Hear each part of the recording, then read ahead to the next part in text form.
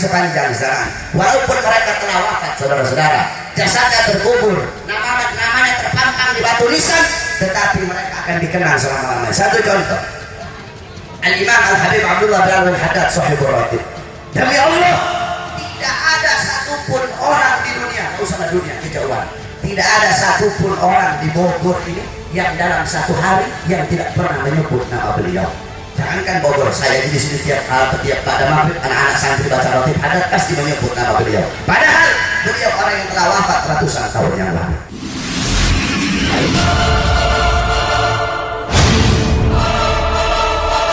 Kenapa mereka dikenal? Kenapa mereka disebut?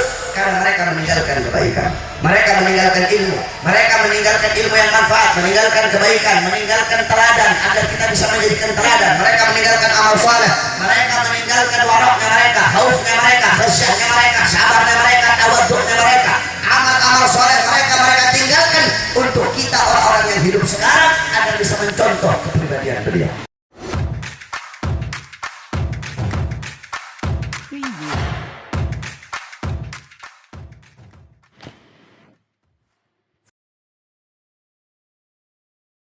Artinya daya, kekuatan, la haula wala. Haul yang kedua artinya sekeliling.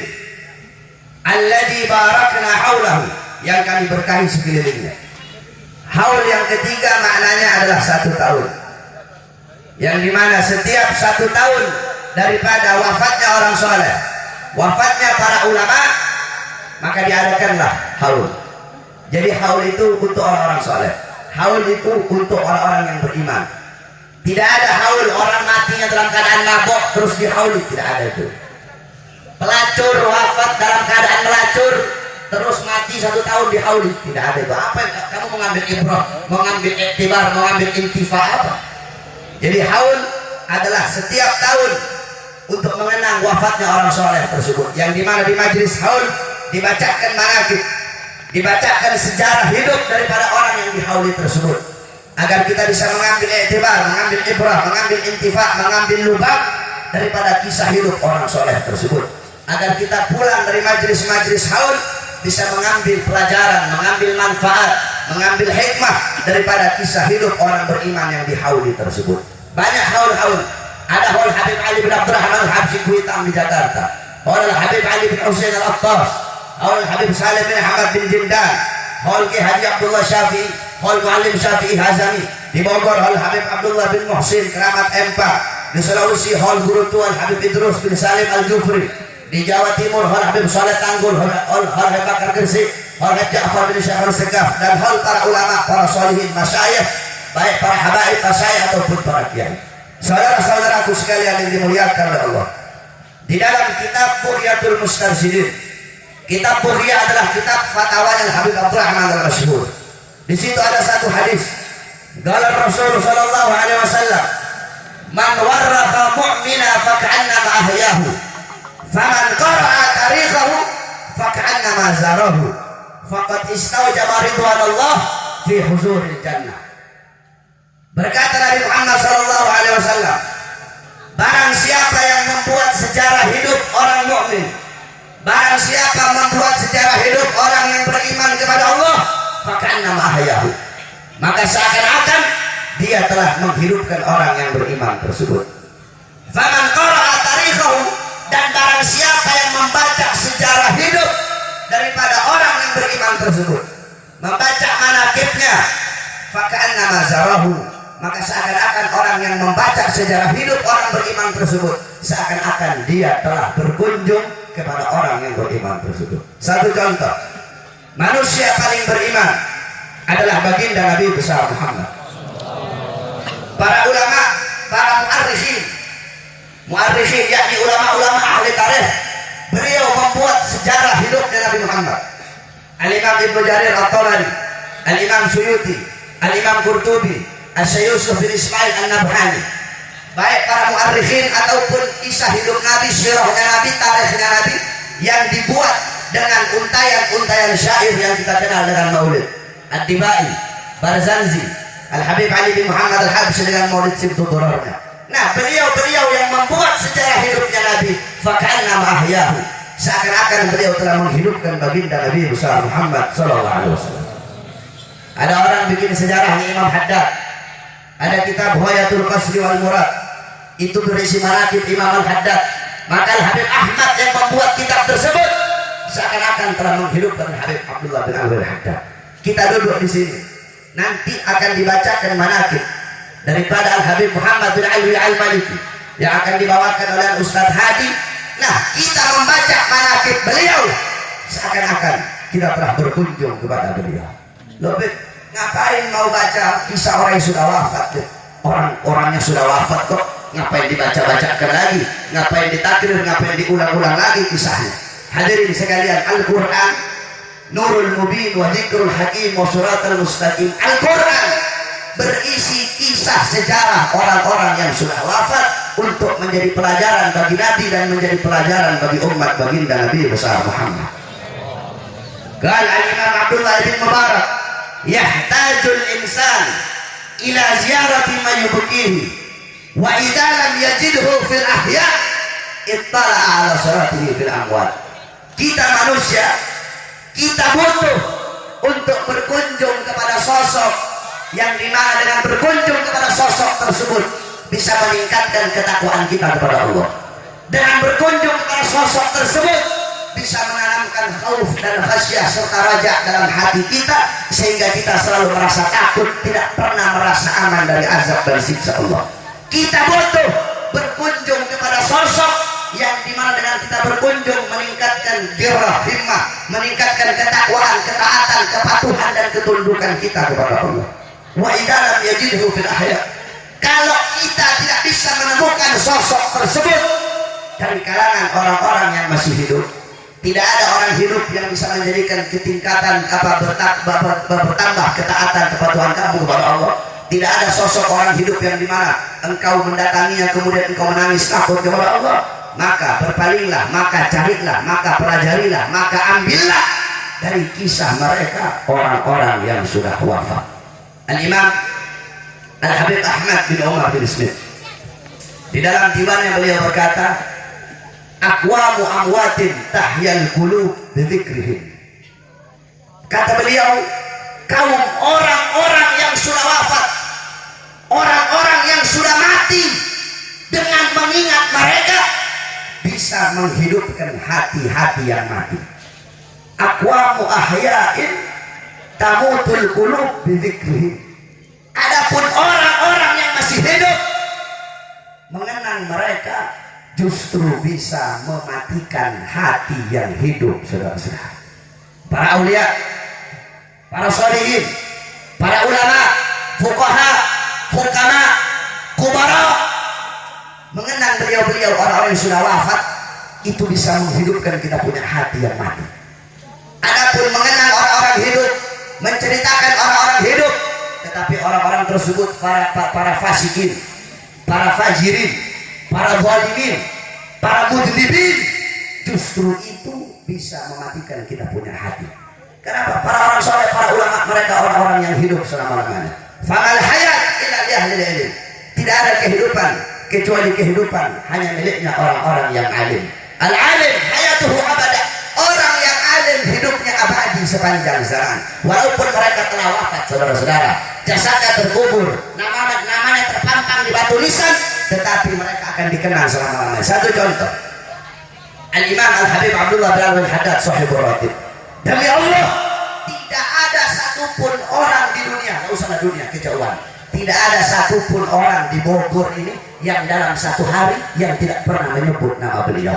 Jangankan Bogor, saya di sini tiap pada maghrib anak-anak santri baca ratib Haddad pasti menyebut nama beliau. Padahal beliau orang yang telah wafat ratusan tahun yang lalu. Kenapa mereka dikenal? Kenapa mereka disebut? Karena mereka meninggalkan kebaikan, mereka meninggalkan ilmu, mereka meninggalkan ilmu yang manfaat, meninggalkan kebaikan, meninggalkan teladan agar kita bisa menjadikan teladan. Mereka meninggalkan amal saleh, mereka meninggalkan waraknya mereka, khaufnya mereka, khasyahnya mereka, sabarnya mereka, tawaddu'nya mereka, amal-amal saleh mereka tinggalkan untuk kita orang-orang yang hidup sekarang agar bisa mencontoh kepribadian beliau.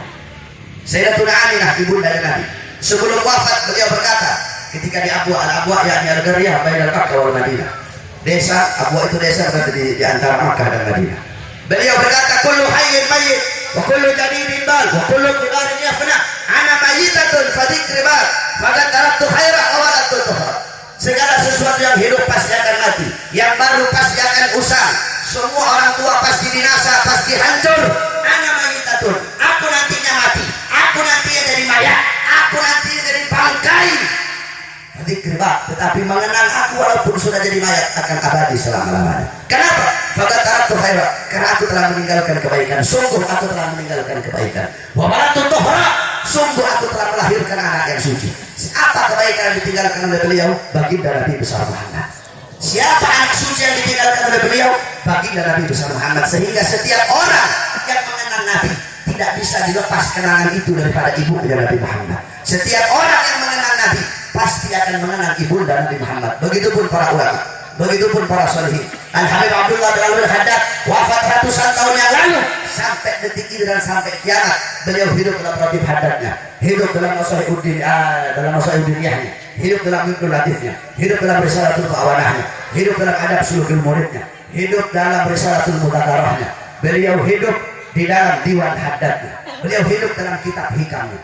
Al-Imam Al-Habib Umar bin Abdurrahman Al-Abbas wafat ratusan tahun yang lalu. Sampai detik ini, sampai kiamat beliau hidup dalam ratib Al-Abbas. Al-Imam Al-Habib Ali bin Muhammad Al-Habsyi wafat ratusan tahun yang lalu. Sampai detik ini, sampai kiamat beliau hidup dalam Simtul Durarnya, beliau hidup dalam Futuhat Al-Arsiyahnya. Al-Imam Asy-Syaikh bin Hasan Syadzili meninggal ribuan tahun yang lalu. Sampai detik ini, sampai kiamat beliau hidup dalam Hizbullah Hizbun Nasrnya, hidup dalam Mafakhirul Aliyahnya, hidup dalam Sirrul Jalil fi Khawasi Hasbunallah wa ni'mal wakilnya.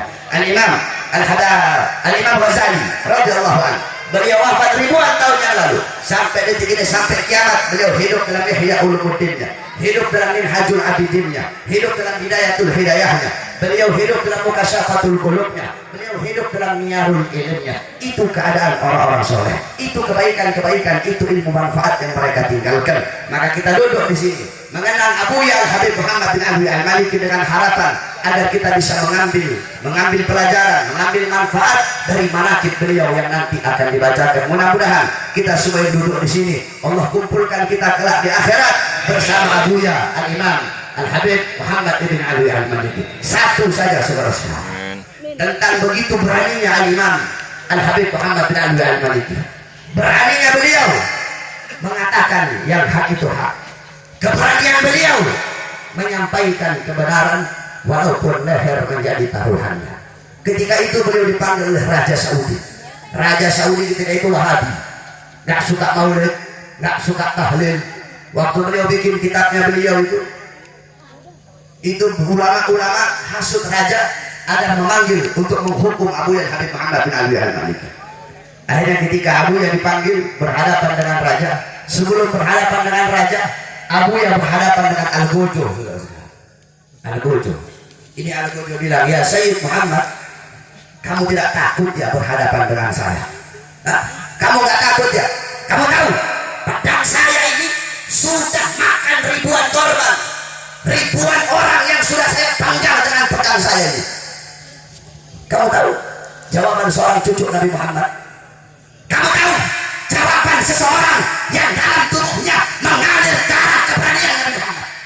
Kamu tahu jawaban seorang manusia yang menyampaikan kebenaran walaupun nyawa jadi taruhan? Apa jawaban beliau?